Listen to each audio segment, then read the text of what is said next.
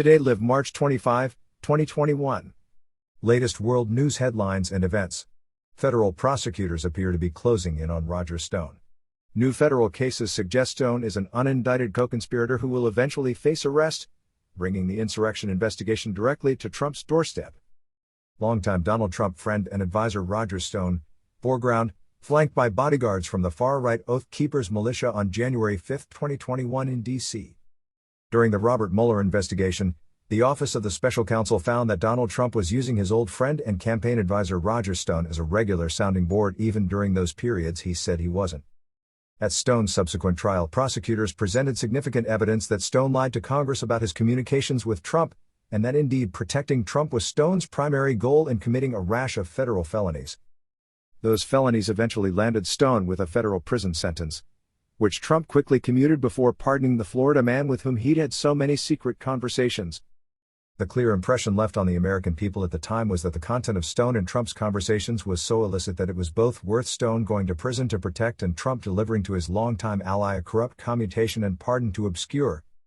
All of which is to say that now that Trump is no longer president and can no longer issue corrupt commutations and pardons to hide illicit conversations with advisors, Roger Stone is the top get for federal prosecutors who'd like to know what Donald Trump was saying telephonically to his top allies in the run-up to Insurrection Day.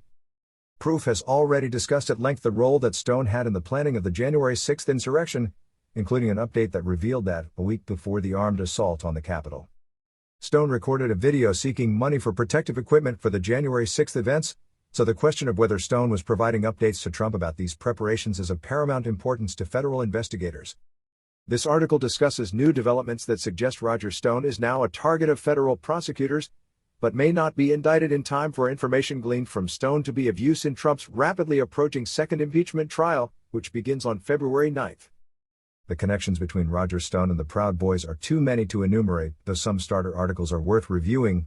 1, 2, 3, 4, 5, and 6. The upshot is that Stone is considered to be affiliated with the Proud Boys, and that indeed they are, for the Daily Beast, his personal army. He has used them as bodyguards on countless occasions. So with the FBI now alleging that the Proud Boys premeditated the Capitol breach on January 6, Stone becomes a critical federal witness. Not only is he close to the Proud Boys, including their leadership, but he spoke at multiple events in D.C. that the Proud Boys appeared at, raised money for their protective equipment, was in regular contact with their activist organizer liaison Ali Alexander, a personal friend of his, and even went so far as to say that he had been asked to lead the march on the Capitol, an offer whose source is unknown, but which Stone says he declined. The two Proud Boys now facing conspiracy relating to the insurrection, Nicholas Oakes and Nicholas DiCarlo, are the first insurrectionists so charged. They face 20 years in federal prison precisely because they helped coordinate the funding of the insurrection. Nicholas Oakes is a friend of Roger Stone. But filings from federal prosecutors also reveal details of Oakes and DiCarlo's conduct that are far more interesting than merely the broad categorization of conspiracy. As it's clear, prosecutors aren't just looking at the funding of the insurrection in general terms. Per a CNN report on another Proud Boy who was recently arrested, Proud Boy Sergeant-at-Arms Ethan Nordian. Federal prosecutors wrote they believe Nordian asked on social media for help to buy protective gear for the events of January 6, which happens to be exactly what Stone did. The video of him doing so is still public. Most significantly, the case against Oakes and DiCarlo includes mysterious unnamed co-conspirators. Based on his conduct as reported by major media, not speculation, it seems impossible that Stone would not be one of these co-conspirators. With his name remaining out of federal filings because his indictment and arrest would be explosive, bringing the planning and funding of the January 6 insurrection right to Donald Trump's doorstep on the eve of his historic second impeachment trial. So Stone's Proud Boy friends are being arrested, and they're being arrested for doing the same thing Stone did. But there's more. Prosecutors are now training their sights on the specific events that Stone appeared at in early January, including the January 5 Stop the Steal / Rally to Save America and the January 5 American Phoenix Project, APP, rally in front of the Supreme Court.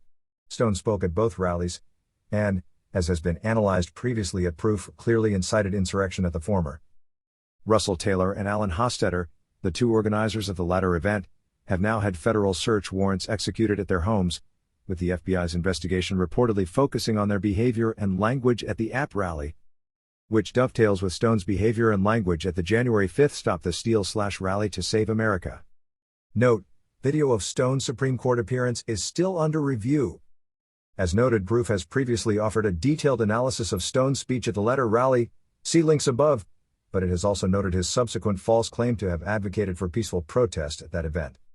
Stone's lies about his publicly recorded statements suggest, consistent with his past criminal conduct, and his attempted cover-ups of same, a consciousness of guilt, both that he's now being investigated by the FBI and that federal investigators are doing so with good reason. But there's more.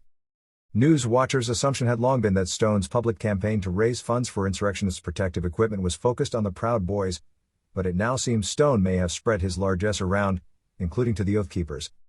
This matters because a number of Oath Keepers now stand charged with conspiracy, much like the Proud Boys referenced above, but for something far worse: a plot to seal all of Congress in tunnels beneath the Capitol and gas them to death.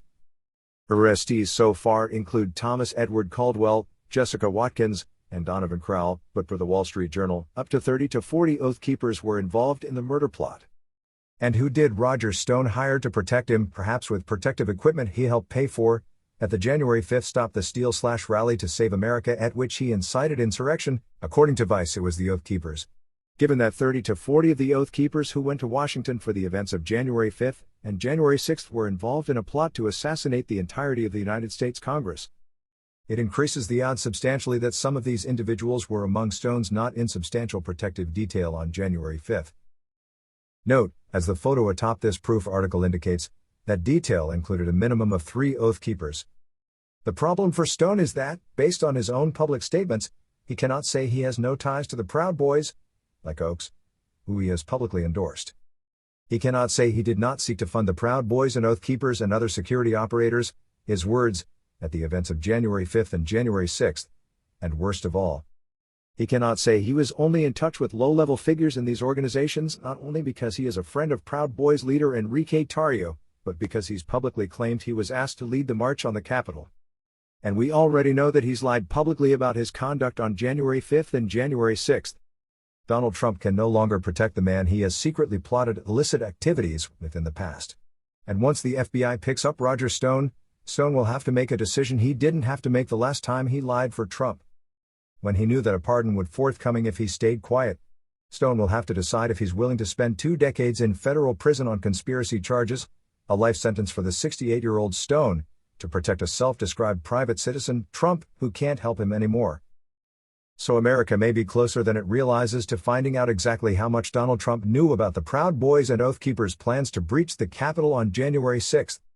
And that foreknowledge may explain not only why Stone declined to lead the march on the Capitol but why Trump himself fled to the White House as soon as his January 6 speech was over.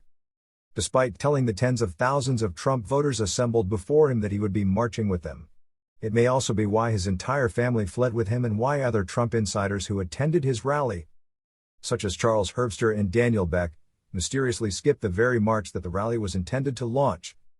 Even march organizer Ali Alexander skipped it, as has been covered extensively here at Proof, with video evidence.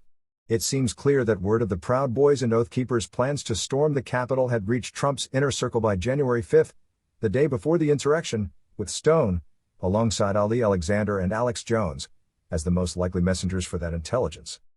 Note, as Jones, alone among Trump's inner circle and rally organizers, actually did go to the march, he's a less likely candidate for this role in the insurrection. Good friends and fellow Florida activists Alexander and Stone remain the chief suspects in this regard, as discussed below. Moreover, while early reports that Rudy Giuliani would represent Trump at his second impeachment trial fizzled, it is clear that Giuliani has helped plan that defense and has knowledge of it. And Giuliani's current claim is that Trump will allege at trial, along with his recurring false citations of voter fraud, that the attack on the Capitol was planned by various entities, including right-wing groups. It's for this reason that federal investigators' delay in indicting Roger Stone could have historic implications for the future of America.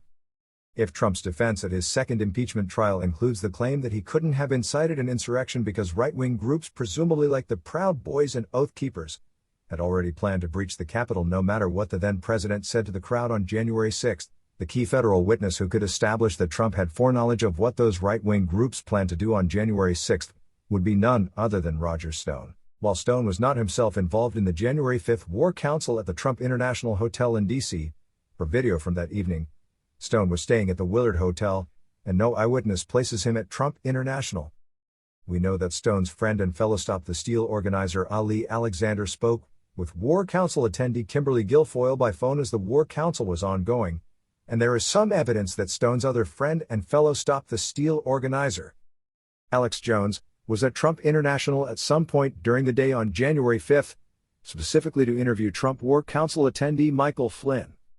Needless to say, Stone would not have needed to communicate with Trump through the 20 or so attendees at the January 5th meeting at Trump's private residence in Washington, D.C., as he could contact him directly by phone, but his compatriots also communicating with Trump's inner circle underscores just how likely it is Stone did.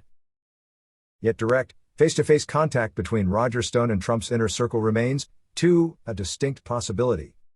The FBI will surely want to know where Stone was heading in this January 5th video of him being greeted by arrested insurrectionist Joseph Tim Gionate, better known by his alias Baked Alaska.